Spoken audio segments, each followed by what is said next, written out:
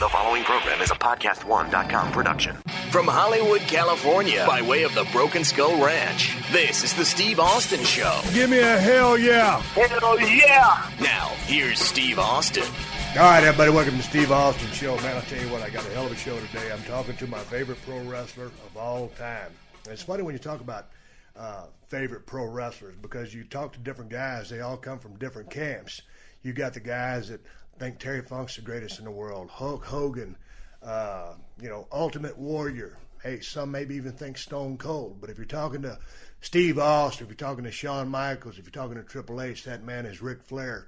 Ric Flair joins me here today on the show. As a matter of fact, I'm sitting in his hotel room. He's sitting right in front of me. But before I bring Rick into the conversation, I've got to go back to last night when we started at the WWE appearance for the 2K14 video game release. And it was kind of a panel discussion with a lot of the WWE superstars there. Jim Ross leading the charge. And seemingly, things got out of control. We were having such a good time. The people listening were having such a good time. Twitter was going crazy because this thing was streaming live. And I was on stage laughing my ass off. Ric Flair was telling some tremendous stories. And Jim Ross was in rare form. All the guys were having a blast. But it led to a lot of stuff on Twitter. And nonetheless, that's why I'm here today with Ric Flair, my man, here at the Marriott Hotel in downtown L.A. Rick, everybody's going to be talking about last night.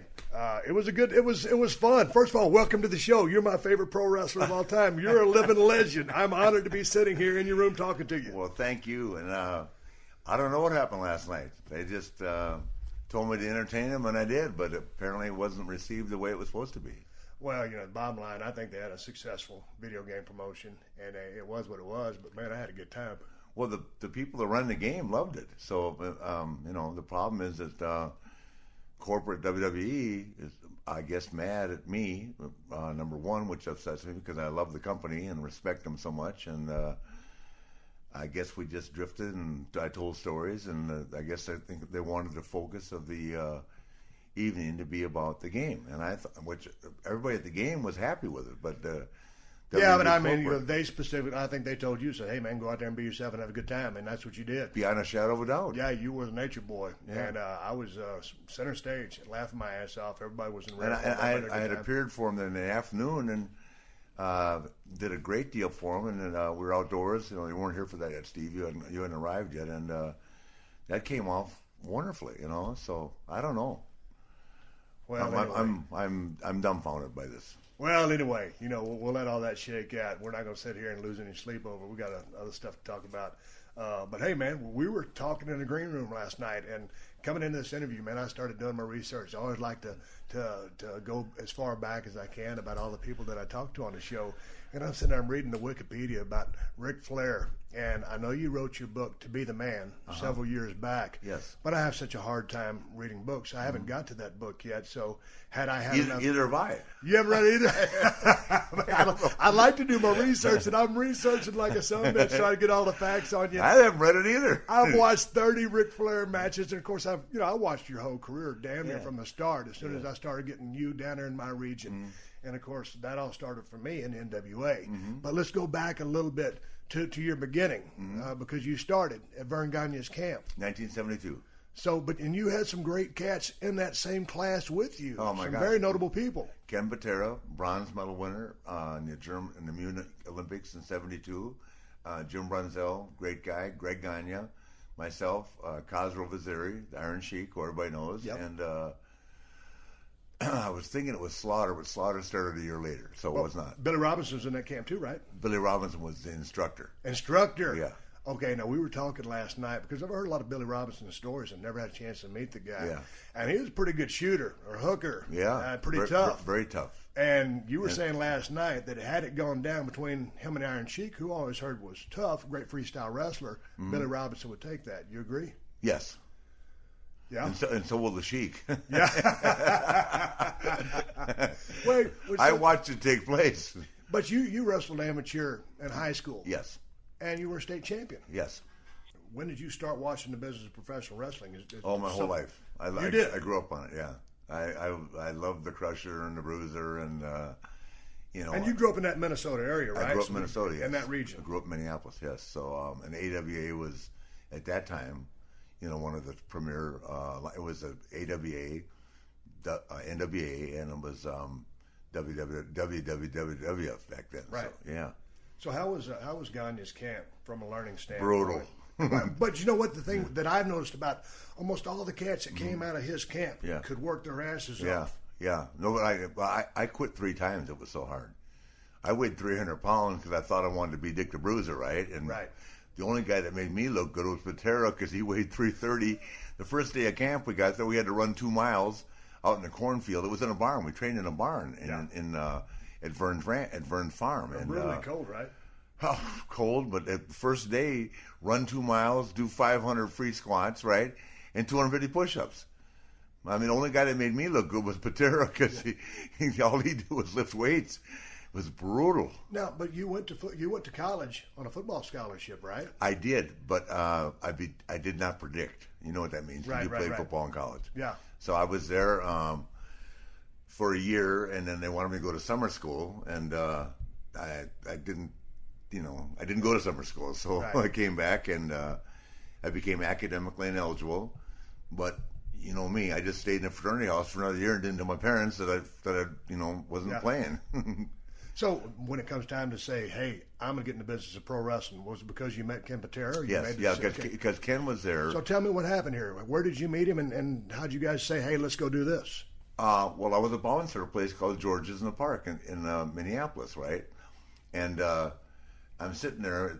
It's called the Red Dog Saloon. To this day, it's closed down now. And I see this guy walking in. I say to myself, "That's Ken Patera." Everybody followed him back then. He was the first guy to press 500 pounds over his head. And he walked into the bar, sat down, lit up a Salem, and got a drink. And I went, "This can't be Ken Patera. He's smoking a cigarette and drinking some vodka, training for the Olympics." And I walked up to him and go, "Are you Ken Patera?" He goes, "Yeah." And I was so taken back by the fact. I said, "What are you smoking a cigarette for?" He said, "Why wouldn't I?" He said, "Well," I said, "Well, you're drinking too." He said, "I know. So what's wrong with that?" He said, "Everybody I compete against over in Russia drinks more than I do." So, right.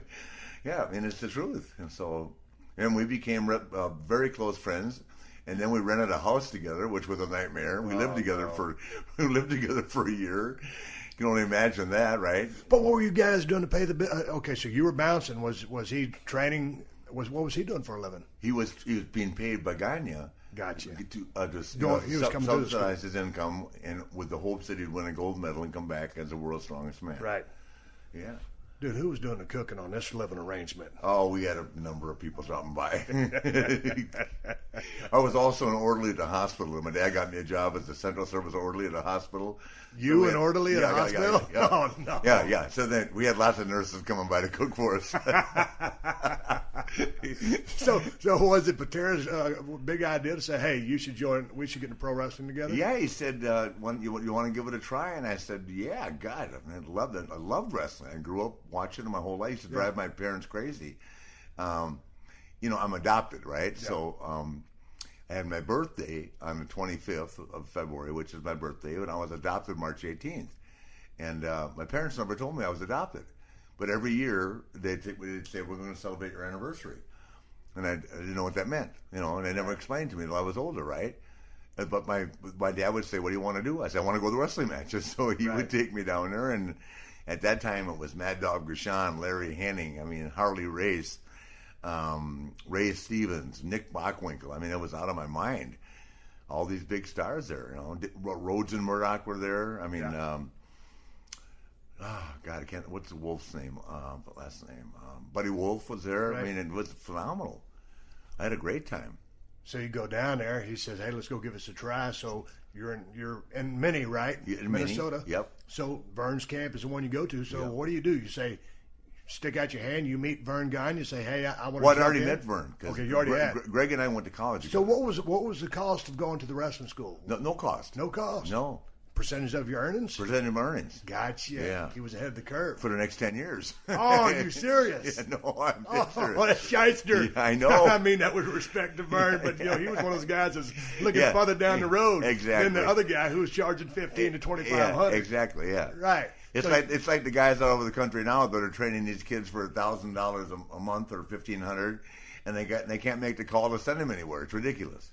Well, so That's the most prostituted business in the world right now, training wrestlers. Everybody wants to be a wrestler, but unless you can make the call to WWE or TNA or a major promotion, where's the kid going to go? Well, and that's so many people ask me that all the time. Hey, Steve, you got any recommendations for a training school, man? And I can recommend Lance Storm over in Calgary if you're up in that neck of the woods. Just local. Yeah. I know that Gene LaBelle has a school here in L.A. somewhere, but other than that, I don't really know of anybody. And back in the day, there's so many horror stories of these young cats getting their heads knocked off because they don't know any better. Getting taken to the cleaners. We got our brains beat out. It was brutal. Nobody gets it. That's why I guess I've been called insensitive over the years. There's a reason. Driving 1,000 miles a day for $50? Are you kidding? Hey, but before you got to drive those 1,000 miles for $50, you had to go through that camp. Yes, and that had to have been a well-structured camp because Verne Gagne, he had an impeccable amateur background as well. Very well. And they turned out a lot of great hands there. And he played for the Packers. Right, tough guy. Yeah, real tough. So was he helping with the training? Of was course. it solely Billy Robinson? No, it was Verne and Billy and Don Morocco. Oh man, those three tough guys there. And you come with the amateur background. I always wondered. I mean, you wrestled, but you could have really incorporated even more of that amateur style into your pro style. You know what? First of all, let's clarify this. I was a private school state champion. Gotcha. Because I got in trouble, shocker, when I was 15, and my parents put me in a private school in Wisconsin. Right. So I wasn't like a 4A state champion. I was a private school state champion. Right. But I did beat the kid that was the state champion in public school during the course of the year. So I consider myself a state champion. But let's get to the evolution to your pro style here in a little bit. Let's stay there. Let's stay here in the camp. You got some great classmates there with you learning. How much time was this every single day? Because when I went to school at Chris Adams, it was only one time a week, and this was with 30 people and for a 2-hour stretch. My time in the ring was very limited. It was basically a foot in the door. Yeah. But you guys had to been getting a lot of in-ring time. 4 hours a day, right? But we didn't wrestle. We conditioned. And bumped. And learned how to take bumps. And learned how to take bumps, yep, that was it. And then it's the funniest story in the world. Nobody even told me, what was going on. And I got my first match with George Gdaski, and Verne walks up to me and said, "Going to go out and wrestle?" I said, "Well, I don't know how to wrestle. I mean, what are you talking about? I can take the bumps you taught me how to do. I can do free squats and that." And he didn't even tell. He didn't smart you up, man. He didn't smart me up. You got to go to the ring. Yeah, for 10 minutes. Did you know that it was a work yet? Hell no. So what happened?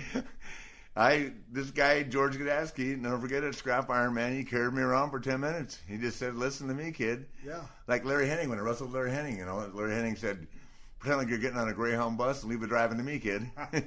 Hey, was he pretty snug? Who? Larry. Oh, you think? You know what he used to do to rib me? What? We'd be wrestling, right? And he'd put me against the rope, right, and smack the crap out of me and say, "Don't sell this." Right? So I didn't fall down. Then he looked at the referee and goes, "Oh, he's a smart ass, huh?" Then he'd back me in the rope again and say, and smack me again and say, "Okay, sell this." So I'd go down, come down, and said, "Oh, the guy's really a smart ass."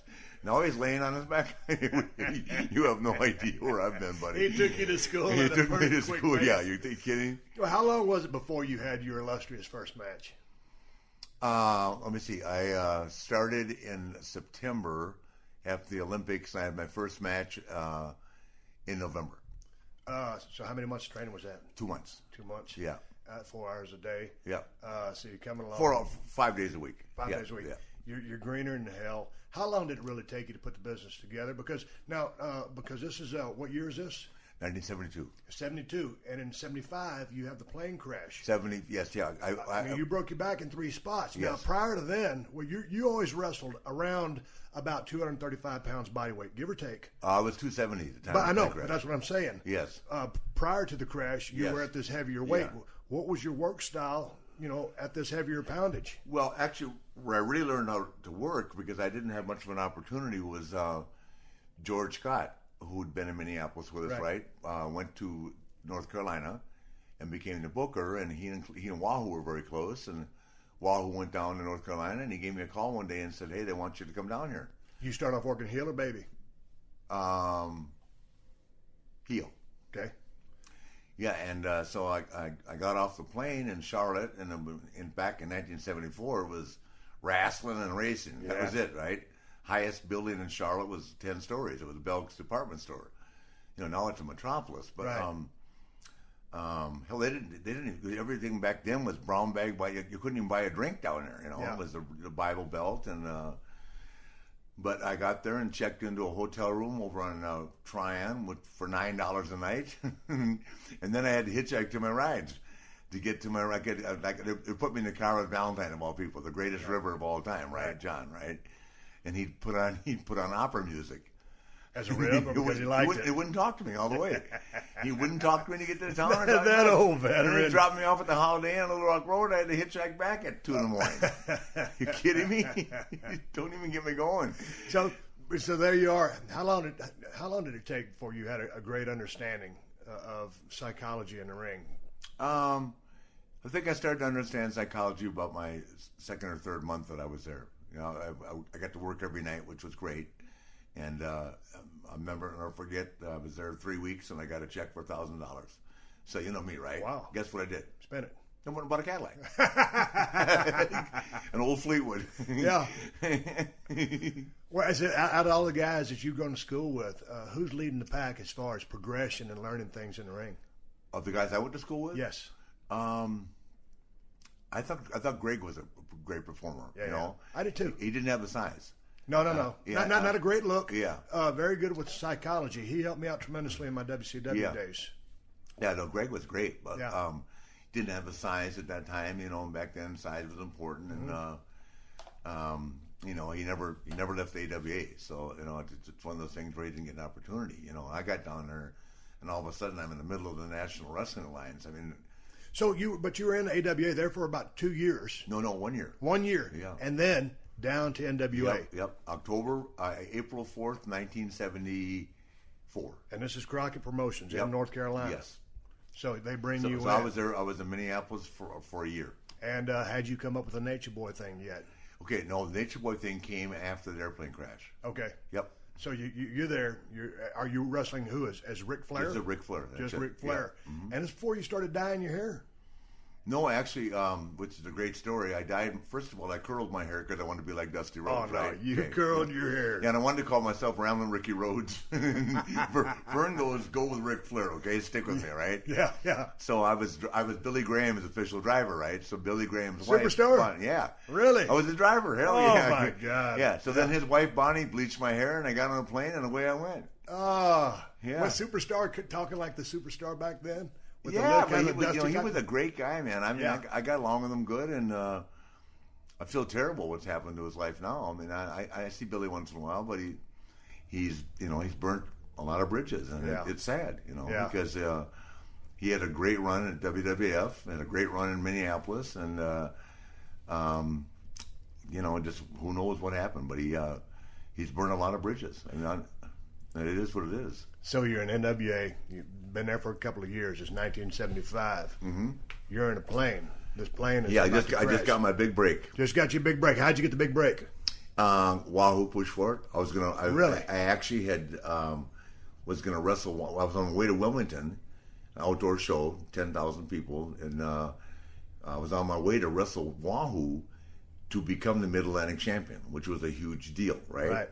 And we didn't run out of gas at 4,000 feet, and the plane crashed and killed the pilot. He lived for a year but never regained consciousness. Valentine paralyzed from the waist down. Well, break this down for me, man. Oh, I forgot. The other guy in our class was Bob Bruggers. Okay, Bob Bruggers. Yeah. Well, break this down for me. You were talking briefly about this last night. I guess the plane was going 230, 260 miles an hour. When it hit the ground. Stop. Yeah. Sudden stop. Yeah. So the plane crash happens. Yeah, well, the speedometer on the plane, yeah, when it crashed, was stuck at 230. That's how fast we were going down. Okay, you're at a sudden stop, total calamity, dude. Mm-hmm. What is going on in your head? Are you knocked out? Break the scene down for me there. No, what happened was that back in those days, which the ambulances were like the old military ambulances. It's not like now where it's like a luxury vehicle, right? Right. they were stacking us up, on racks. And the guy said to me, and it's one of my greatest stories. The guy goes, "You better hurry. I think we're going to lose this one." And I thought he was talking about me, right? So I go to the guy. Look, I don't care what happens, but get my my toiletry kit out of my bag, and there's a number in there from a chick named and get rid of that. And he did. You know what? He brought that message to me 10 years later. I ran into him at an event. I said, "Get that number."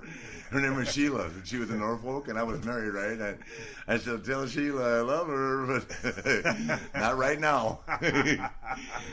To be continued. To be continued. But that had to be a heavy scene because Johnny Valentine was paralyzed from the waist down. Yes. The pilot was dead. You got a broke back. The pilot died a year later. Died a year later. Okay, but never regained. But it's mass devastation. You guys are there. Is there panic? Are you yelling? You got to be in pain. You got a broke back in 3 places. Can you move and walk? I couldn't move or walk, but I wasn't in that much pain. And the greatest thing of all time was back then, kayfabe was it, right? Right. Guess who the first guy in the hospital to see me was? Who? Wahoo McDaniels. Really? Yeah. He walked right in the hospital room. I was laying on a metal table and said, "You okay, kid?" I said, "Yeah." He said, "Man, we'll get through this." How much older was Wahoo than you to call you kid? Wahoo is Wahoo died 9 years ago. I would say Wahoo would be how old was he then? Or how old just how many years older than you was he? I would say he was 5, 6, 7. Oh no, more than that. More than that? He'd already, he played. He's already established 10 years, veteran. Yeah. I would say he was more like 15 years older. Okay. Yeah. But that was going to be a great break to to work with him. Yeah. But that speaks to how protected the business was back then. For that to be such a big deal for him to walk into your room. You know what saved the business? You know what saved the business? What? Of all people, Tim Woods walked off the plane. Yeah. He didn't get hurt, and he made it to the Coliseum the next day. If he hadn't, the public never found out that I wasn't traveling with Wahoo, but Woods was working with Valentine at the time. Right. If he hadn't showed up, gotcha. And the public to this day, I mean, I'm sure they know it now, but if Woods walked out and went to the Greensboro Coliseum the next day, and my hat's off to him. And Tim's gone now too. That would have been interesting for if had he not made it out. And just it would have killed the business. You guys all flying around again. Yeah. Interesting. Yeah. But it spoke to what kind of a man Wahoo was. You just walk in the hospital room and say, "Hey, kid, walk right in the hospital." I was supposed to be wrestling that night at Legion Field. Yeah, he came walking right in and said, "You okay?" And I said, "Yeah." I said, "We'll get through this." What was it about you that he took a shining to? I don't know. I guess we just got along great. I mean, everything. I like to hunt, like to fish. I don't play golf, but that was. You like to hunt and fish? Huh? You like to hunt and fish? I do, yeah. I grew up in Minnesota, yeah. I grew up and fished all the time. You need to come down the ranch and go hunt with me. I will. Okay. I'm coming down for sure, yeah. And I used to go up North Carolina. We wild boar hunt a lot, right? We chased the boars off the mountain, right? Yeah. And then Wahoo gave me a 44 one day and said, "You just stand here, they're going to come running to you, right?" Yeah. And man, they do. They're 400 pounds, those yes, suckers. Sir. Yeah. Are you kidding me? Jesus, the greatest thing I ever saw in my life on that one trip was one of those guys, that do that. They get the dogs and they gut them, right? Yeah. So this guy I'm sitting on the road watching this. I'm just a 24-year-old kid, right? And this guy, the boar got his dog, right? Yeah. And the guy jumped on top of the boar with a Bowie knife. Yeah. And stabbed him. Yeah. I mean, I've never seen it like in my life. Yeah, I got some. And we're up there in Franklin, Tennessee. It's like that's where they filmed Deliverance. Right. Good Lord. A little different crew than I was used to coming from Minneapolis. Yeah, there's not a lot of great medical facilities over there either. I never saw a black person until I came down south. Really? I mean, in Minneapolis, it's funny. I mean, I have so many black friends, and I wasn't used to that, right? But I heard Wahoo McDaniels was tough as nails. Tougher nails. Tell me about that. Are you kidding me? Are you kidding? Wahoo McDaniels had a vasectomy, right? At 1 o'clock in the afternoon, and I wrestled him the night in Fayetteville. Really? Yeah, that's how tough Wahoo was. He didn't understand the word pain. But back then, if you were advertised, you had to go to get paid. Yeah. Yeah. Was the stories about him running barefoot for miles and miles and miles? It's a true story. He ran 6 miles, not barefoot. He ran 36 miles in 6 hours with a bet with Bill Watts for $100. For $100. Yeah, Wahoo. True story. True story. Did Watts pay up? Of course he did. Yeah. Unbelievable. He ran 36 miles in 6 hours or something like that. I mean, ridiculous. It was on a bet, not barefoot by any means, but Wahoo was just an incredible athlete. I was telling you last night that he had the high school rushing record from Odessa, Texas, for 20 years until Billy Sims, who won the Heisman Trophy and went on to Oklahoma, broke the record. Wahoo was way ahead of his time. He ran a 800-yard dash at 210 pounds. I was a big fan of Wahoo, but I never knew his athletic achievements. Oh my God! I just heard the stories when I got into business. How tough he was. Hey, I walked into Wahoo's house one time, and this is the guy's honest truth. He had a picture of himself. I mean, a blown up picture, right? Of himself, Charlie Pride, Lee Trevino, and Mickey Mantle all holding their drivers together. Oh, everybody knew Wahoo. Are you kidding me? Jesus, that's a great story. I went, because I love Charlie Pride. I mean, who did? He knew everybody. What happened with Wahoo? Is he was with the Jets, right? Yeah. And every time he made a tackle, right, he was middle linebacker. They go, guess who? And 86,000 people would go Wahoo, right? Yeah. Then they drafted Namath. And they shipped Wahoo off. They didn't want anybody having a bigger celebrity status than Namath. And I just saw Namath about 6 months ago, and I asked him a story. They traded Wahoo to Miami. Are you kidding me? True story. Yep. That's unbelievable. Yep. So there you are in the hospital. He was so popular up there, but when they got Namath, they didn't want any competition. And he went to Miami, and I do signs with Namath now, and I asked him a story. He said it's the truth. Man, things turned out okay for Joe Namath. Yeah, they sure did. Yeah. But let's go back to the only thing he can't do is kiss Aaron Andrews anymore on the sideline. Who puts Joe Namath in rehab? Are you kidding me? Yeah. Hide the note. Hey, but let's talk about your broken back. You landed in the hospital, and now you're weighing about 270. I weighed 255 at the time, and I went down to 180. Down to 180. Yeah. And so you decided after how long to get back in the ring? Well, they hurt. The business, right? Yes, when you're ready. So I went back to work. Yeah. And I got my body weight back up in 6 months to 218 pounds, and they put me in a match, and I couldn't get myself to fall on my back. I mean, It was a mental block. Scared to death, right? Yeah. So I'm calling my doctor from the locker room at Park Center in Charlotte, right? Going, are you sure I can do this? Are you sure I can do it? And he goes, yes, you're going to be okay. You healed. I mean, it's a miracle, but don't be. But I couldn't get myself to take a turnbuckle. Yeah. I couldn't do a backdrop. So you know how George Scott fixed that? He put me in the ring every day for 2 weeks with Tim Woods for an hour. I said, you know what? I was in Farmland, Virginia one night. 300 people. I said, I can't do this anymore with Woods. He was stretching me. I took the backdrop. Good Lord. But it's hard to get over something like that, right? I mean, I could not get myself to take a hard turnbuckle or a backdrop. Of course, now the backdrop was what made me famous in the business. Yeah, I want to get to that. Yeah. But let's talk because you started off and you were a heavier guy and you kind of stayed after you got your health back around at 230, 235 mark. 235. Which you always consider like the premier weight for a pro wrestler because you're my favorite guy, so you're the prototype. So then your style evolves and you turn into the Nature Boy. Mm-hmm. And you're on a roll. Met Olivia Walker, Johnny Walker's wife. She started making my robes. Right. And now, so then how do you decide to call yourself the Nature Boy? Because last night we were talking, and I just assumed that Nature Boy Buddy Rogers was your favorite wrestler, but no, it wasn't. It was. I met Buddy later on in life. Yeah. My favorite wrestler at that time was Ray Stevens or Wahoo McDaniel. Yeah. So then why did you decide to go with the Nature Boy Ric Flair? I didn't. George Scott did. George Scott did. George Scott said, we're going to call you the Nature Boy. But George Scott and the Nature Boy and Buddy were real close friends. So George Scott's friends with Buddy Rogers. I ended up wrestling Rogers twice. So isn't that funny? Yeah. So was he cool with you being the new Nature Boy? Oh, yeah. But I'll tell you the greatest story of all. He walks in the locker room in Greensboro. Go ahead. And he walks up to me and he goes, hey, kid, there's only one diamond in this business, and you're looking at him. Okay. No problems, Budro. Was he serious? Yeah, he was serious. You talk about an ego. Buddy Rogers, he was it, man. Well, you know what? I'm sitting here talking to Ric Flair. I'm in his hotel room. It's Los Angeles, California. It's Steve Austin with the greatest professional wrestler that has ever lived. I'm going to take a break right now, talk to our sponsors that help keep this show on the air for free. When I do, I'm coming back. We're going to talk about the evolution, how he turns into the Nature Boy, the robes, the outfits, the backdrops, everything that goes with being the man. I'm coming back with Ric Flair. Hey, it's Adam Carolla from the Adam Carolla Show. BetOnline is the world's most trusted betting platform and your number one source for online betting. From the earliest odds to in-game live betting, BetOnline provides you with all the action and the ability to watch and bet on games as they happen. With the largest selection of odds on everything from football, NBA, college basketball as well. BetOnline has NHL, MMA, and championship boxing, all your betting needs in one place. Head to BetOnline today to get in on the action with America's most trusted site for online wagering.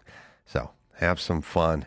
Make these games and these events and these combat sports a little more interesting with BetOnline. BetOnline. The game starts here.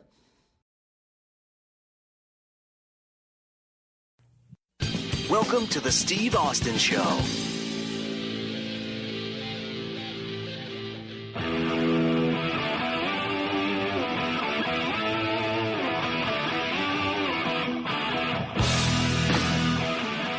All right, I'm coming back with the greatest professional wrestler of all time. We're about to start talking about the evolution of Ric Flair, the robes, the outfits, the charisma.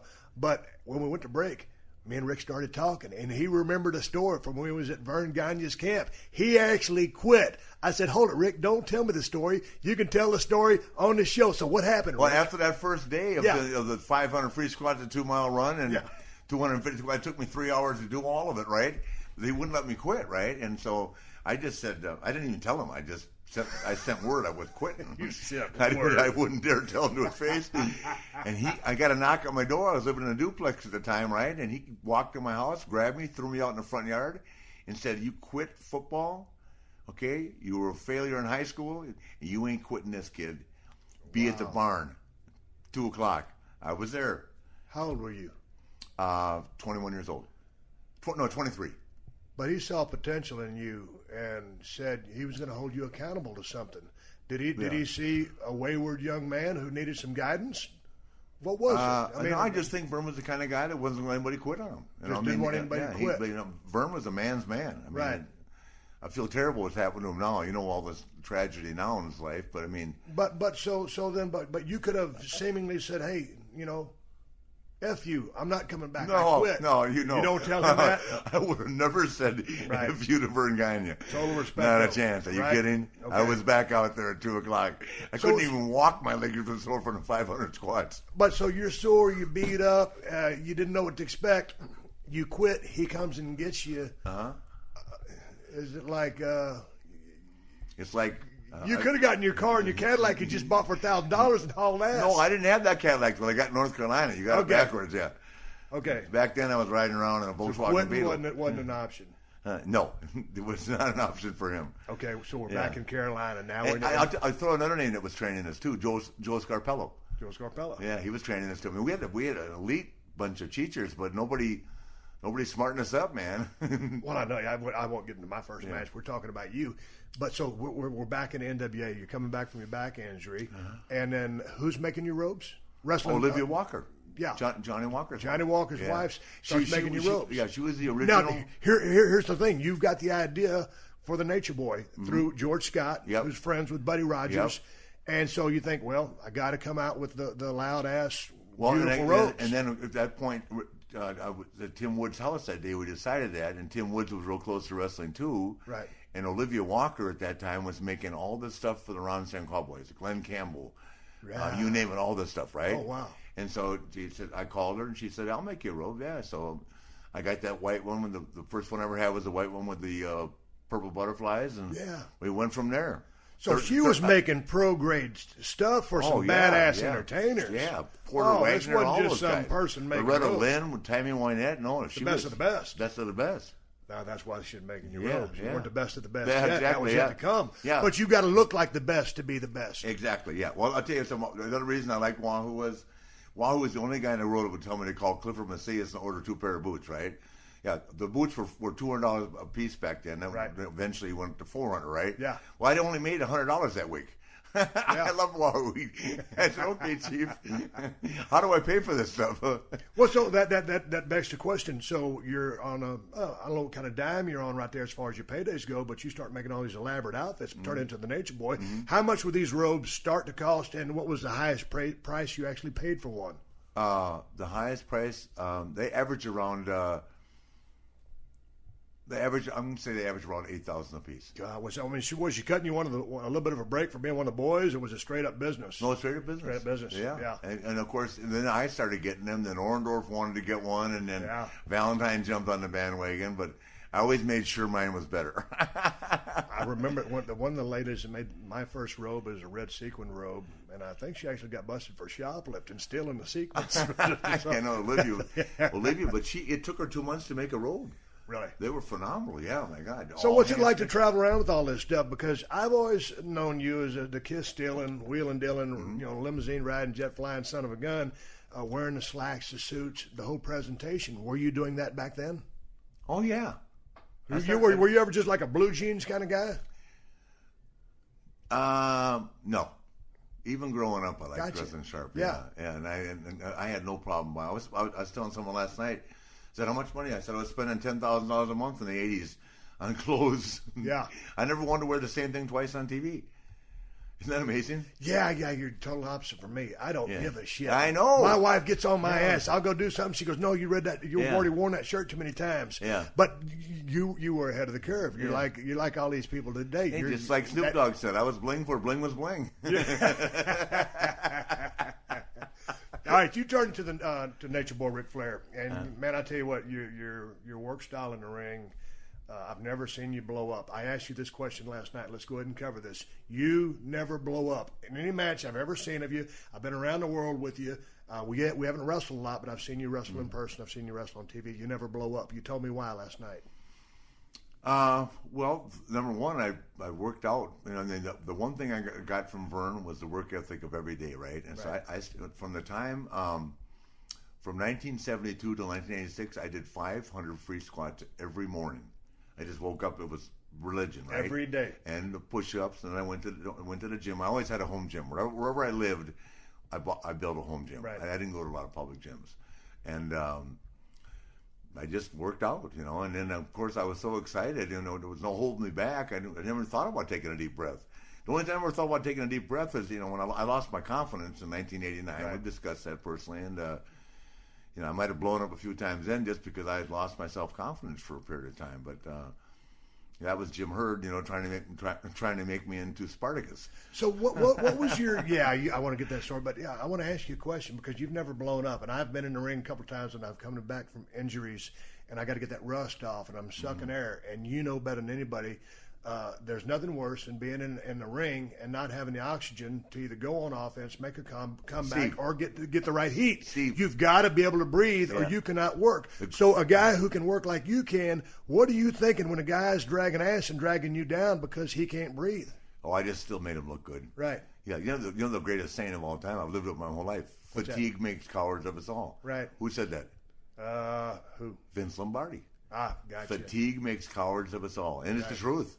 Right. And you're in there and can't breathe, baby. Well, let's talk about big shows and nerves real quickly.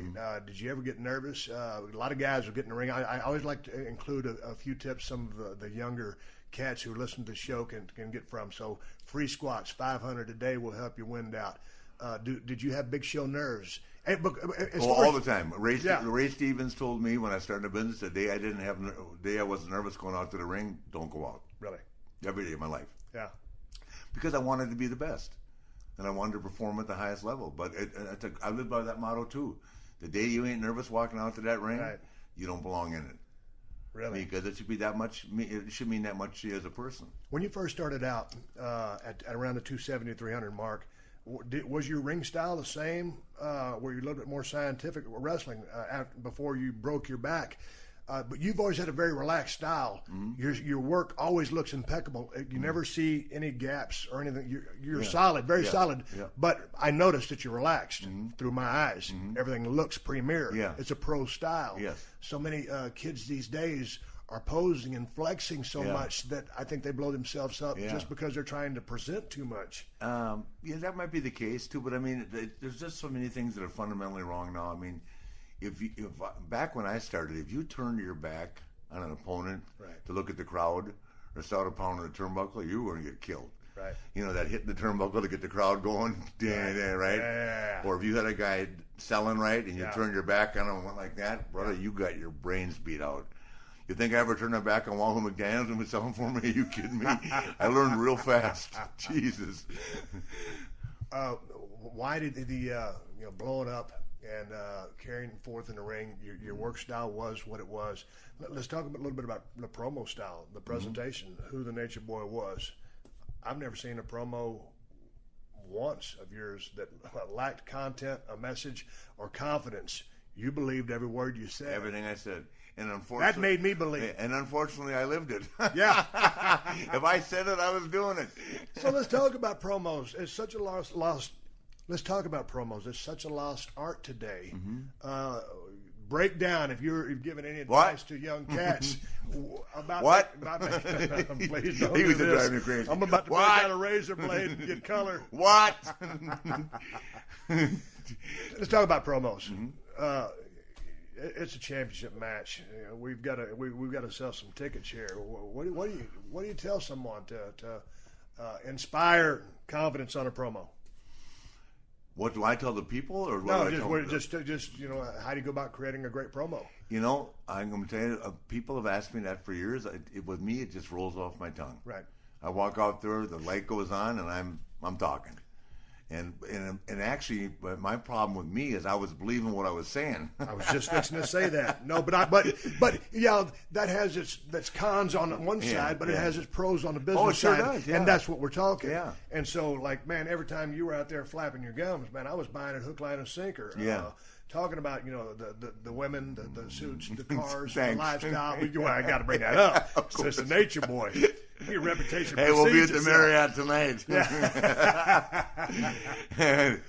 Don't care if you go to the show, but stop by the Marriott later on. Yeah. So we're talking promos. They're within the 5 or 10 period of you at your peak there in that Carolina NWA area. Who were some of the other guys that maybe didn't influence your promo, but you looked up to as being a great promo as well? Well, the guy that influenced my promo the most was Dusty Rhodes. Really? Dusty was magic, man. He was, but you know, a different style than mine. Yes. But I realized that there's so much energy into it, you know. And then I was around Thunderbolt Patterson. I don't know if you ever heard of Thunderbolt, but he could talk too, man. Yeah, he could talk, and it just came naturally to me. I wish I could tell you it was a magic, but it just came naturally to me. Limousine riding, brother. Well, how long? Okay, let's talk about that. How long did it take you to come up with that diatribe that you would repeat over and over again? I listen to music. You know, we drive all the way, listen to music, and I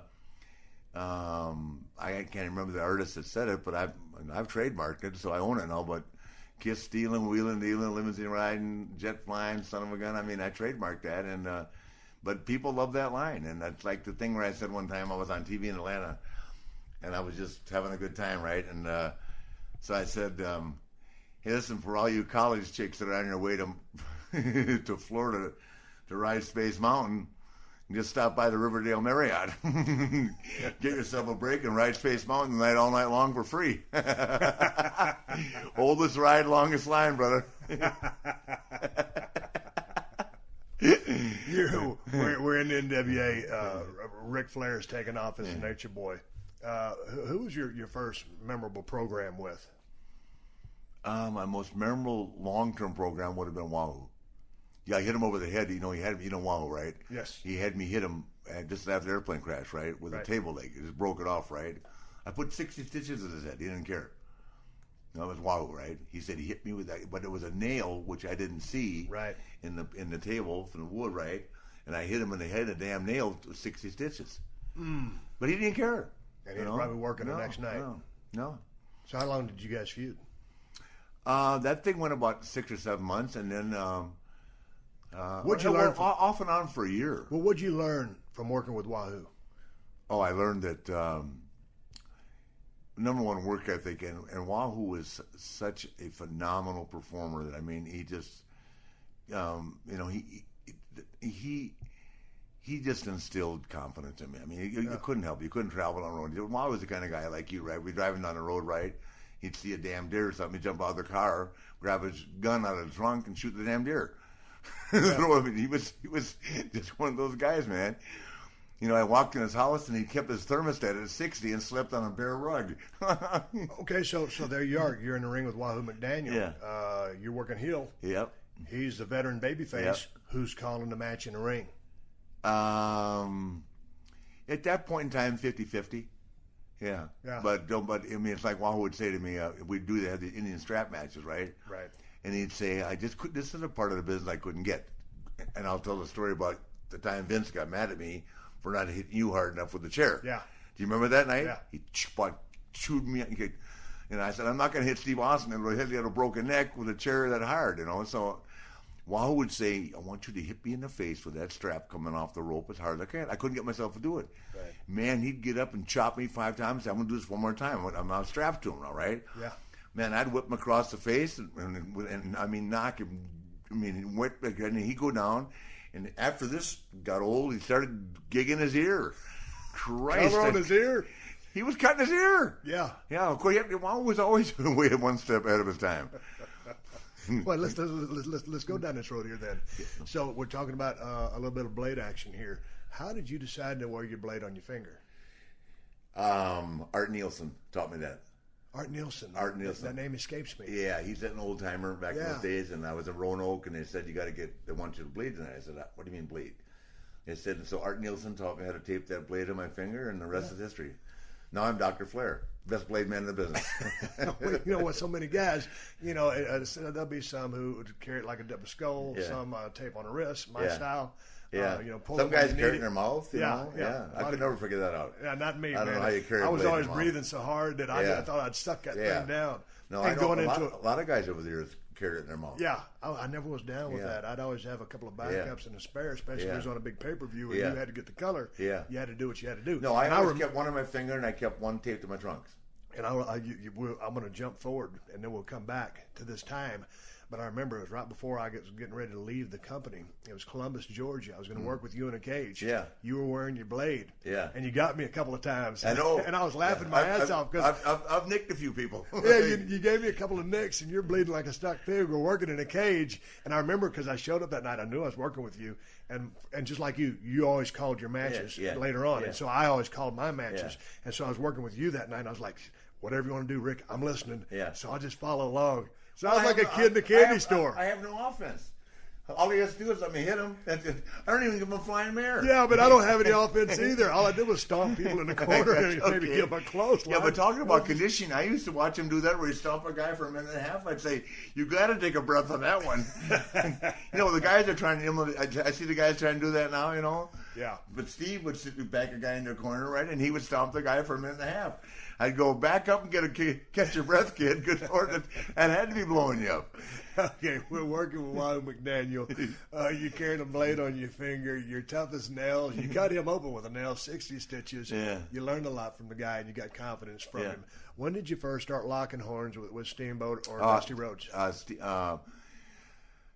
me think. Well, I never got to wrestle Dusty or Murdoch in the AWA. So and that was funny because when I was doing my research, you guys crossed paths there, and I thought you had actually tied up. No, I was the driver. Back in. No, I was their driver. You were the driver. You're kidding me? Yeah, I would tell my wife I wasn't even booked, and I just drive them to the town. But did you immediately have a rapport with Dusty Rhodes? Oh, immediately. Really? Immediately. Yeah. Good dude. Yeah. He treated me great, and he knew that I thought he was the deal. And when I went to Verne and said, I want to call myself Ron Ricky Rhodes, he said, sit down here for a minute. That was it. Sit down under the learned tree. You're going to be Ric Flair. Yeah, calm down. You're going to be Ric Flair. That's a cool name. So you're in NWA. So when you locking up horns here, was it Dusty before Steamboat? No, Steamboat first. Steamboat first. Yep. And you guys, how did you guys meet? Because Steamboat's younger in the business. Well, Steamboat broke in with Gagne as well, right? Yeah. And he went to Atlanta. Wow. He went to Atlanta with Barnett, right? And Barnett called Jim Crockett one day, and he said, we got a kid down here, and I really don't have a spot for him, right? And so we traded I can't remember the guy we sent down there. His name will come to me. And Steamboat came, man, and I saw that kid. I went, holy, this is my baby right here. Because that Steamboat could, even in the infancy of his career, he could work, man. Right. And we shot that angle where he tore off my clothes and all that, yeah, man. I saw it the other day. And, man, we didn't, no, we shot an angle where I beat him up, right? And we went around, didn't draw a dime. So I go to George. I said, let's do this deal where he tears off my clothes. We were sold out from then on, man. Good but Lord. He was a good-looking guy. Oh, my God. Is he Hawaiian? What is he? He's half Hawaiian, half Japanese. Half Hawaiian, but good-looking guy, great physique, could always work. Yep. And you guys had some incredible chemistry. Oh, man. How many times did you wrestle that guy? 1,000? I'm guessing about 1,500. Yeah. In the course of our career. I mean, if we started out wrestling in '78, we wrestled, back then, 7 times a week, twice on Saturday, twice on Sunday, right? And I wrestled him every night for years. When you're working with a guy that much, and certainly I've wrestled with a bunch of guys a bunch of times, Yeah. but nothing like you. Yeah. Your career was much longer than me, and those the days that you were in the NWA, the way you guys traveled. But what's it like when you've got 1,500 total matches with a guy, and say you're at number 1,200? I mean, do you even say anything to each other before you go out there? Just magic. Just go. Yeah. And he goes when he came back. He came back from New York and. I know. That's what I'm going to tell you, right? Yeah. And he said, "Did you see me wrestle Savage?" I said, "Yeah." I said, "How many pages of literature did you have to memorize?" Yeah. Because he'll tell you the story too. Yeah. You wrestled Randy. He wanted to write a book. I knew exactly where you're going with this because I heard the story. No, I got to walk out the door. I can tell where I'm at with my opponent when I walk out the door. Right. When I hear the crowd, now I know which direction I'm going. I mean, it's a gift. Right. But you can't plan things out. My God, you know how that goes, right? You can walk out one day and have all this laid out and the crowd's they're booing the crap out of it. You got to feel it, hear it, and then go from there. Right. But in that vein, and talking about TV briefly, these days, and we're not saying anything to the business is the way it is now. It has changed drastically from when you were in and I was in. But these days, you could go out and almost carte blanche, have as much time as you wanted on that card. Mm-hmm. These days, they'll nail down the specifics for you and say 15, 18, or 18 to 20. And if you're working on TV, you've got to take those scheduled breaks. Yeah. So you got to work those breaks into your match. Mm-hmm. And it becomes, a menu of things to do and things to go out on. Mm-hmm. And it really takes away the freedom or the flow of a match when you're trying to time out commercial breaks instead of just working a match. Mm-hmm. Well, that's just it. And in all fairness to the kids today, right? You can get to the building and they'll say you have 10 minutes because it's live TV. You'll get to the gorilla and they'll say you got 3 minutes. Right. And whatever they planned, you got to be able to ad lib because you can't put a 10-minute match together in 3 minutes that you've been practicing all day long. I mean, right. But it's live TV. It's just a different time for us. Right. Yeah, I mean, my hat's off to them because the interview can run long, and then somebody's talking too long, and you get there and you lose a minute here, a minute there. Pretty soon you got a 10-minute match worked out, and you get up to gorilla and they say you got 2 minutes. So what are you gonna do? my hat's off to them. It's hard. And there's nothing worse than going to gorilla and say, okay, you guys had 12, you got 7. Yeah, you've been through it. I'm sure. Hey, man, that sucks. But you always won. Me, I just had to figure out a way to lose faster. Well, you know what? Yeah. Sometimes, when they tell you, you got 12 minutes, and all of a sudden you get to gorilla, and they say you've got 7, and you've got 10 pounds of shit you're trying to put in a 5-pound bag. Nobody gets over because it's just a rolling cluster inside the ring, and you've got to be able to tell a story. But anyway, I'm sitting here on my ass in a hotel room with the Nature Boy Ric Flair. Got Mo Darwich here in stealth mode, running the controls, making sure we document history. Here, the greatest of all time. I'm talking to Ric Flair, coming back from our sponsors. Guys, what is up? My name's Tom Schwartz. Some of you might know me from Vanderpump Rules. We had 11 wonderful, beautiful, strange seasons together. You've seen me at some of my worst, and now I want to show you some of my best. Welcome to my new show, Detox Retox, on PodcastOne. So what are we doing here? Well, we're striving for balance in an ever-extreme world. Each week we celebrate the dance between indulgence and moderation, and I want to level up together, and I don't want to feel bad about feeling good. It's all about harmony, okay? through conversations and travels, friends, your favorite reality stars, internet personalities, experts, amateurs, metaphysics to mezcal, highly experiential. It's going to be a nice blend of practical and fantastical. It's not woo-woo if it works. So we're going to open up our minds with fascinating humans from all walks of life. You're a little reminder that it's never too late to start fresh and find harmony. New episodes of Detox Retox with me, Tom Schwartz, drop every Tuesday. Come vibe with us and remember to rate, review, and follow wherever you get your podcasts. Welcome to the Steve Austin Show.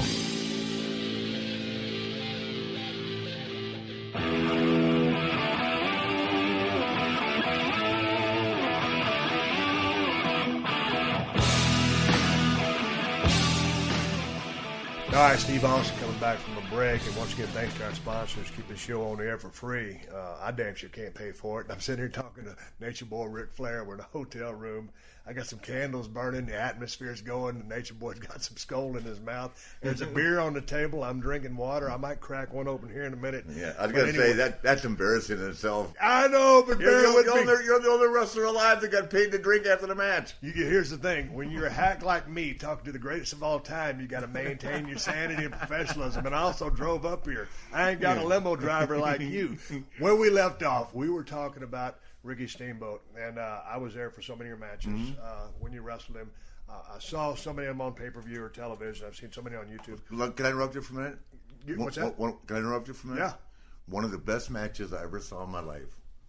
We were in Sioux City, Iowa, and me and Hogan were the main event, and him and Steamboat were ahead of us. And him and Steamboat tore that joint down, and I had to go out there with Hulk after. Do you remember that? No, I don't remember that. Yeah, you kidding? You and Steamboat went out and stole the show. You went about 10 minutes too long. Remember, Eric was screaming? No, I can't remember. Yeah, but you and Steamboat stole it, man. The best match I ever had was Steamboat. No, thank you if it was a good match. I remember one time we were working around the horn. You remember the old Los Angeles Forum? Yeah. Man, that was a great building. Yeah. And we were way back in the day, and I was wrestling Steamboat. We were going around doing 30-minute Broadways. And, man, I had... No, that's WWE or... No, this was WCW. Yeah, I remember that, yeah. Man, that old building, and there was no cameras rolling. It was just a house show here in L.A. Yeah. And, man, that was one of the matches I'm most proud of, which, of course, nobody saw because there may be 7,000 people there in the building. The territory wasn't drawn worth flies. But out of all the matches, we're talking about you. What would be the classic defining Steamboat Flair match? Chicago, where I dropped the title to him. Chicago, that 3-match series. Remember, Chicago. Then we did wrestled in Chicago. I dropped the title. Then we went an hour in New Orleans. It's where the company. It's the greatest story of all time. I walk out to the ring, Clash of Champions, right? Me and Steamboat for an hour, right? And they got RICK Flair. They just spelled my name right. Are you kidding me? I think it's Steamboat. They can't spell my name right here. What the hell? Were you thinking that when you were out there? I was laughing like I know, but it makes you mad though. You laugh. Like, you kidding me? Laugh. I go, this tells me where we're at right now, brother. Can't even spell my name right. So that match was the one that you thought was Chicago. All 3 of those matches. Yeah. I mean, we were both older at that point, but in the one in Nashville, we tore it down, man. Right. That's when we invented hardcore wrestling because Terry Funk and I shot the angle after the match. Terry came in and. You don't even know this story. I invented hardcore wrestling. I'm going to tell you the story. So Funk comes in and goes to shake my hand. We shot the angle, beats me up, throws me out, right? Throws me in a pose, gig, right? Right. And he says, "Come on, we're going to try something really cool." I said, "What?" He said, "I'm going to power drive you through the table." This is just how all hardcore started. He threw me up on a table. I said, "What are you going to power drive me through the table?" So, of course, Terry picks me up. I put my legs straight up. I'm a professional. Terry throws his feet out like Orndorff used to do, right? The table don't break. He almost broke my neck. And then, hence hardcore wrestling. Because nobody went through a table before that. But then you told me the story last night. You looked over and said, "What are you doing?" Yeah? Him? Yeah, didn't you ask Terry? Yeah, I said, "What are you doing, man? Why you throw me up on the table?" So what are you doing? He said, "Don't watch it. This will be cool as hell. Nobody ever did this before."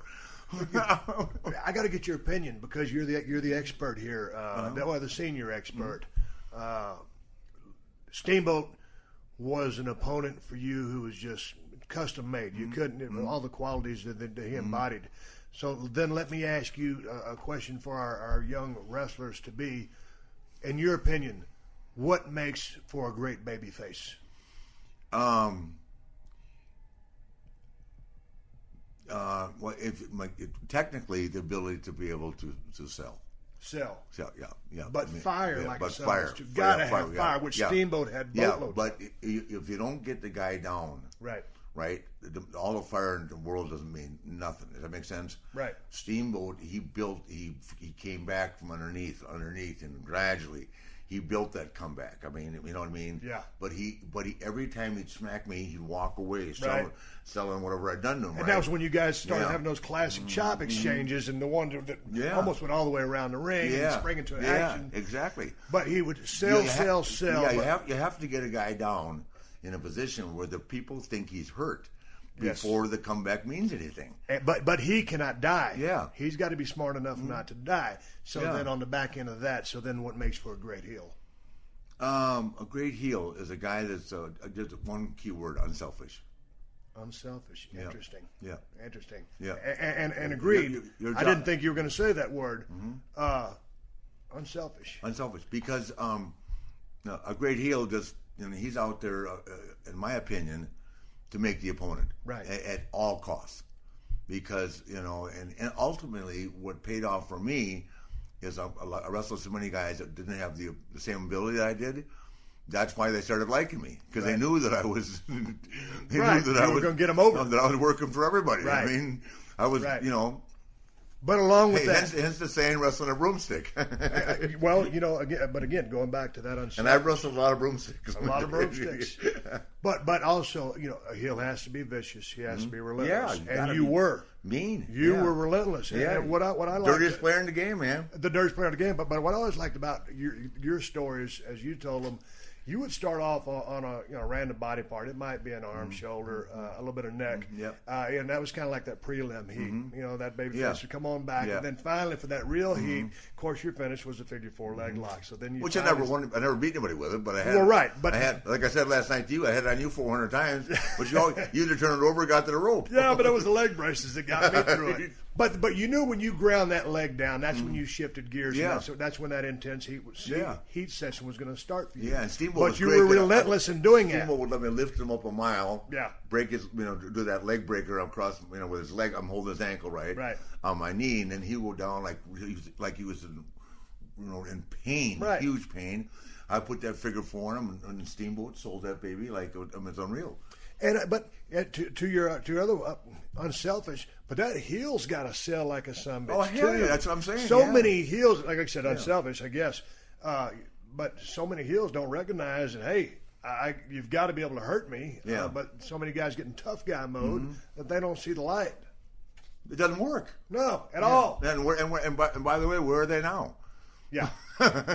God, speaking of selling, I got to add this. This jarred my mind. We were talking last night. Me and Ric Flair were talking like crazy last night. We having so much fun. We should have taped this last night. But okay, working with Steamboat, awesome babyface, killer programs, the work, premier, grade A, the best it can get.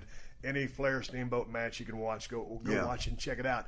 But I wanted to ask you real quickly, because I watched the match where you wrestled Vader. Yeah. And Harley Race. Yeah. 8-time world champion. Yeah. One of the greatest of all time. Harley was his manager. Yes. Yeah. And he was beating the hell out of you. You think? He was. I was like, I can't wait to talk to Rick because it looked like to me he was killing you. Leon, he was. Yeah. but then Harley Race. Harley said to me, start hitting him back, and I did, man. I blacked both his eyes. He showed up the next day with two huge eyes, but his deal was hitting in the ears, right? Yeah. My ears were like cauliflower for a month, but Leon's a great guy, and I tell you what, great guy. For a big guy, he can work too, man. And hey man, yes he can work, and man, the moonsault, all the stuff that he did. He had a great run in WCW. I got to tell you a great story. Go ahead. Let me interrupt, okay? So Kevin Sullivan's booking for WCW, right? So it says we're going to do something really cool. We're going to book you and Arn against Vader in Daytona, the Clash of Champions. I go, me and Arn against Vader? And he goes, yeah. You guys, it's going to be like Arnold eating his legs, and then you're going to beat the crap out of him, right? Well, we get to the building in this way, right? Vader goes over me and Arn, right? So the only thing that made me laugh was Vader had killed me. He gave me a suplex up. Vader off the top rope, which I don't mind taking, right? But then he splashed Arn. What happened? I looked at me and said, why do you get me in these situations? I didn't do it. I said, talk to Shorty. Shorty booked the match. Oh, my God. It was ridiculous. How could Vader beat me in iron? Are you kidding me? Jesus Christ. I'll tell you another great story, too. Go ahead. Talk about selling, right? The guy who was the baddest guy of all time in our business, I don't mean street tough. Nope. I'm not talking about a Wahoo. Yeah. Was Bruiser Brody. Yeah. But Brody, I'd wrestle him for hours everywhere. Japan, the United States, wherever we went, we sold out. Well, we basically Kansas City area with Buck and then Japan a lot, right? Yeah. And St. Louis, big time in St. Louis. Yeah. But Brody would let me get him down. Yes. Yeah, he did. And Brody was 6'6", 320 pounds, but Brody would sell my stuff. Right. You know, sometimes I'm almost to the point where when Brody was in great shape, man. Yeah. Don't understand. Brody could go an hour like nobody, like Stan Hansen, the machine, right? But Brody would let me get him down. And man, once I got him down, all you could hear was Bruiser, Bruiser, Bruiser, Bruiser, right? Yeah. And another guy that sold for me in St. Louis, believe it or not, and I wrestled him 4 times, was Dick. And nobody was over like Dick the Bruiser there. My God, right. You know, and me and Dick the Bruiser. And he let me, we went in Sam Mushnick one night, goes, 2 out of 3 falls. I go, oh God, I'm not going to get involved in this. I'm just send me out there. And Dick the Bruiser only put the figure 4 and he submitted. Really? 1 fall, yeah. Wow. Yeah. Then we went, went to a DQ or something, you know. But you know, if a guy will sell for you, you know, and Bruiser didn't have any offense, right? But he was Dick the Bruiser. Well, you know, it's funny when we talk about Bruiser Brody, because you watch so many of his matches on YouTube. And of course, I loved watching him when he would appear. He was independent everywhere, and I was catching wherever I could. The thing about it, he loved to brawl. He was a brawler. But when he wrestled you, he would lock up with you and work high spots and work your style. And you could work anybody's style to your credit. Yeah. But it was always interesting because he was always ready to lock up with you. It looked like he enjoyed working with you. I'll tell you what's not funny is laying on that ring floor and watching him run across the floor with that to drop that big knee on you. Yeah. He never hurt me once. Really? Never. Brody never hurt me one time. How about that Harley race knee drop? Oh, the best. He never hurt. Harley never hurt anybody. Yeah, Harley's. It's like the time I'm wrestling. This is a great story. I love. I got to throw these in. So I'm wrestling for WWE, right? And I was like, Lawler was doing the commentary, and there goes Ric Flair climbing up the rope, 55-year-old kid slammed off the rope. Everybody knew it was coming, right? Yeah. So I walk back there, and Vince calls me in the office, and he goes, "Where did you learn that?" I said, "From Harley Race." So I told the story at my Hall of Fame induction. You were there. Yeah. I said, "Why don't you ask Harley now?" Who taught me how to slam on. I said it, on the air. Yeah. Because it's the truth. I mean, Harley did it for nights. I learned it from Harley. But it's a big bump, and people didn't do it. Even like Bret Hart would say to me, "Why do you like to take that Beal off the top rope?" I said, "Bret, it ain't a Beal. It's called a slam. You know." Just lift me and throw me, I'm good. Right. Hey, well, listen, okay, that classic, I'm glad you brought that up. How many times do you figure you've been slammed off that top turnbuckle? Oh, how many matches have I had?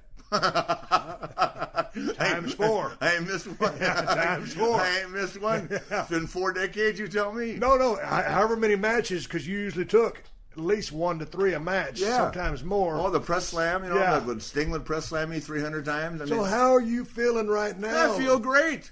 Your back don't hurt. My back don't hurt. I swear to God, Steve, I am almost bust. My knees don't hurt. I've had 2 rotator cuff surgeries, right? Yeah. And they don't bother me. Jim Andrews put me together. He told me it was like putting together an old piece of leather, but he said it'll work. The toughest thing about rotator is the rehab on it. Holy cow, man. Yeah, 2 years ago. Holy cow. It sucks. Yeah, they put me on morphine, right? A morphine drip, right? And with Andrews, Andrews, is Andrews operated on you? No, I did a surgeon in San Antonio. Youngblood. No, that was my neck. Okay, well, anyway, the rehab on that thing. So they put me on morphine, and I'm on a drug. I don't take any drugs, no pills. I can say it honestly. Yeah. Never pain pills, nothing. I never got into that gig. And so they put me on this morphine drip, and man, it was giving me horrible anxiety, right? Really? So I said to the nurse, they operated me at 7 o'clock at night, so they couldn't start the rehab that day. So I go to the nurse, I go, "Honey, you got to take me off this thing. I don't need it." Right. And she goes, "Well, no, I'll get in trouble." I said, "Ma'am, I cannot. I'm sitting here in a ton of anxiety." And so she said, well, I'll take it off, but the other nurse might come in and change it. And I said, just do me a favor. So get my pants. She went and got my pants. I gave her $100. She went and got me a 12-pack of beer. Brought it in. I was sitting there at Hell South drinking beer all night long. When they came to get me in the morning for that rehab, though, they took me down, and Kevin Wilk, you know who Kevin is, right? Yes. Yeah, Kevin's the best, right? The funny was lifting my arm. Oh, my God. I said, I broke out into a sweat like hell. Yeah. Holy cow. I mean, I was dying. I said, okay, maybe I can take something here, but let's come to a compromise. Well, I remember trying to do mine. So the one thing I could take Demerol. The little thing that got me was, like when you're standing in the shower, the little creepy crawly thing, when you try to get your hand up the side of the wall, and you get that sticking point right there, and you're like, I'm never going to be able to move this thing again I used to. I know. And then finally it all comes back, but it's a pain in the ass. Andrews wouldn't let you leave the hospital until your arm could go straight up in the air. Oh, my. But then you had to wear that damn thing for 12 weeks, right? I mean, dude, that sucked. It's brutal. I had both of them done. Yeah. Were you able to sleep good? I totally no, well, the thing of it is, you can't sleep. You have to sleep on your back, and I'm a guy I like to sleep on my stomach, So, but you had no choice. Man, you brought up an interesting name a while ago, out of the blue, and man, this our conversation is you and me shooting the shit, and I'm not following hardly nothing here, just going on memory in our conversation. But you brought up Bruiser Brody, and he's one of my favorites of all time, and we were talking the other day about him dying in Puerto Rico. Mm-hmm. You were in Puerto Rico when that happened, were you? 86, yes, sir. So give me the 411. What okay, happened here's the exact story. And people need to hear this because a lot of people don't know it. Jose Gonzalez, the guy that stabbed him, okay, his wrestling name was the Invader, right? Right. So they had built this program, and over in Puerto Rico, back in the old days, they thought everything was real. So they had put Vader, Jose Gonzalez, in the hospital. He went and stayed for a month. Okay, he comes back, and Brody's supposed to do the favor. Well, Brody wouldn't do it. Well, what nobody understands is that Jose had just built a new home, and this was 3 days before the match, right? And he was out in front with his wife decorating the garden and all that, and the 2-year-old baby crawled out and fell in the pool and drowned. So he was crazy anyway, as anybody would be, right? So when they sent word that Brody wasn't going to do it, I mean, I didn't see it happen, but I was Tony Addison was there with me, right? And we never went back again. So what happened? I mean, allegedly, Invader called him into the shower, did the deal, gutted him, and Brody died on the shower floor. I talked to Tony Atlas, he used to be one of my former travel partners. He said basically he died in Tony's arms. He did, yeah. What didn't call an ambulance? Everybody kayfabe. Well, what there wasn't kayfabe was you couldn't get into the arena. We're talking. We're at Bayamon, 30,000 people. I remember the stadium. We were at Bayamon, and down there they're crazy. A 13-year-old kid will look at you. You walk out of the dugout, right, and a 13-year-old kid will go, cut your guts out. Puerto Rico in the old days. Right. It was a rough place to work, man. So thank God for the Ganado and the Holiday Inn. But say the deed goes down. Brody's laying in the shower, bleeding to death. Is there panic, pandemonium in the dressing room? What's going on? Everybody's what are you thinking? I'm thinking that I got to wrestle Cologne for an hour that night. I went right back to focusing on what I had to do. Yeah. Wow. Yeah. That's heavy. That's heavy. Just because. You know what happened? Another funny story about me and Brody. When we were in Puerto Rico together all the time, I'm the champion, right? Yeah. So I'm supposed to go on last, right? And me and Brody would argue every time because you didn't want to be the last one out there, right? Right. I'll tell you the greatest story of all time. This is historical. So they talk Ox Baker into going on last. I guess I can't remember who Ox was wrestling, right? So we're running across the parking lot to beat the crowd because they'll kill you, right? Yeah. They really will kill you. Okay. Yeah. They covered Ox Baker in chairs, metal, dirt. We all left Ox. I'm going, what the hell? I'm not even getting paid big for this. They fought Ox Baker. Man, I'm running across the parking lot. Me and Brody argue all the time. I said, I'm not going on last year tonight. I know the gig. Was he a pretty good guy? Brody? Yeah. A great guy. Yeah. I love Brody. I mean, I know he was a tough businessman. Get along with him, but he didn't like doing business, right? Because at that time, the magazines were so popular, right? and he was making his jack in Japan. Right. And he didn't want to get beat and have it show up on the Wrestling Pro Wrestling Illustrated, and because the magazines were huge in Japan then too. He and Hansen, are you kidding me? See, that's what I was going to ask you, because I would watch on YouTube when Brody and Hansen walked to the ring back in the day with those bull ropes and those cowbells. In and they'd be Japan, smacking the hell out of those Japanese fans. I mean, wailing them. But the Japanese people loved it. I know. They wanted to be hit with the cowbell. It was crazy. Yeah, I'll tell you the greatest match I ever saw in Japan. Yeah. And I've been in a lot of them myself, yeah. some good ones, right? Was the night that they booked Tenryu and Dick Slater against Brody and Hansen. Right. And let me tell you something. Dick Slater, brother, he didn't budge for anybody. Dick Slater was tougher than hell, man. I always heard that he was tough as nails. You're saying yes. Are you kidding me? Yeah. Wow. Brother, he had thunder in his right hand, man. I ain't kidding you. Dick Slater could punch. Ask Harley Race. No, I believe it. Yeah, everybody told it. I just never would have known. Are you kidding? Dick Slater with poor guy now is in a wheelchair. I didn't know that. Terrible health in Tampa, and just a bunch of stuff. But Dick Slater and his day, man. And I'll tell you something else. The best tag team I ever saw in my life outside of Tully and Arn was Slater and Orton Jr. when they were in Georgia. I love Bob Orton Jr. Oh, my God, yeah. I love They were a phenomenal tag team. Good Lord. And they both could work their ass off, Bob, I tell Bob to this day, he's the greatest offensive worker in the world, but he don't like to bump around a lot. I see Bob all the time, when Randy's around. Yeah. I'd say, you had the most offensive tools anybody ever saw, but you couldn't fall down. He was good at making people look good. He's economical. I just liked what he did. Ace. Yeah. Piper's bodyguard. Put a cast on his arm, let him whack people with it. Yeah, no, but Bob is great, man. I mean, he and I have remained close friends over all these years, and but we're working with Bob. He liked to be on the offense, right? And he was a bad guy. Yeah. What? Yeah. It's hard to shine somebody when you're a bad guy. You want to be on offense. Yeah. I said to somebody. People say, what do you want the most out of this business? I said, I want someone to work with me now that I'm a good guy, like I worked with them when I was a bad guy. Yeah, there's nobody like that. People don't get it. All I did was sell all night long, but the people loved it. Oh, it was great. I just bumped around, yeah. And then you'd have a comeuppance of offense, and you put the guy back on top, and then you got yours when it was time to get the heat. Yeah, I got mine to get the heat. What I liked about you is. It was for a brief time in WCW. All of a sudden, I was stunning Steve, and it was like a couple of people thought I was going to be the next Ric Flair. Yeah. And of course, that never happened. Well, of course there's never going to be another Ric Flair. But I mean, no. My point is this: we were at a TV taping. I don't know if it was Anderson, South Carolina, or some of the little towns in Georgia. We used to always do those TV tapings at. It wasn't center stage. Not the one when Kazmaier had the 100-pound dumbbells. No, not that one. But it was a 6-man match, and I remember because I was. You and I were partners. Yes. Yeah, and Steve, I'll tell you what you said to me. You said, "What are you out there taking all those bumps for? Tag me in."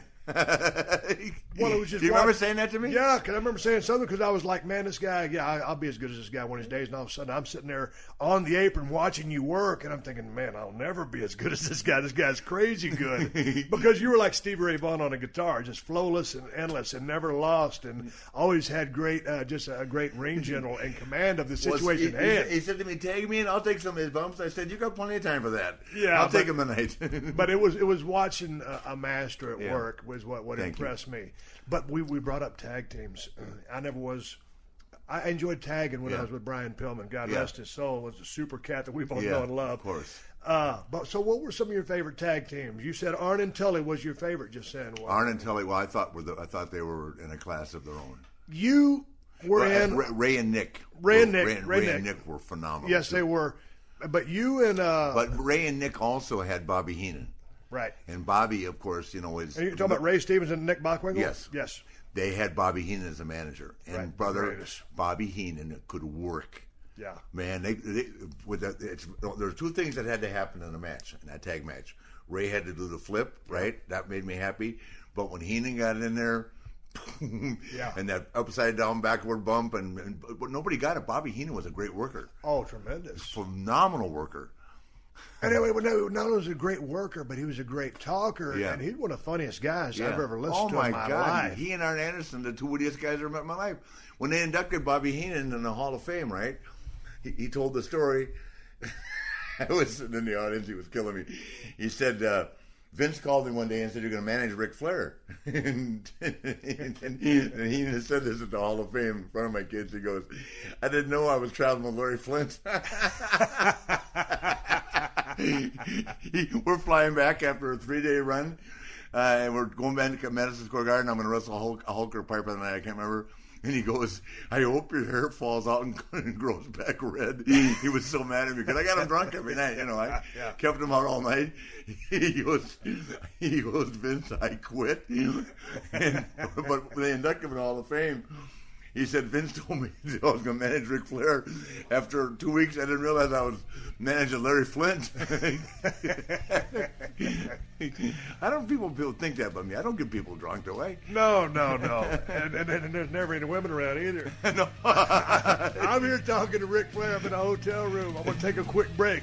We're going to start talking a little bit about tag teams and some other stuff, but it's the greatest of all time here with Steve Austin, Bone Darwich in stealth mode, recording audio whoop-ass. This has been a Podcast One production. Download new episodes of The Steve Austin Show every Tuesday at PodcastOne.com. That's PodcastOne.com.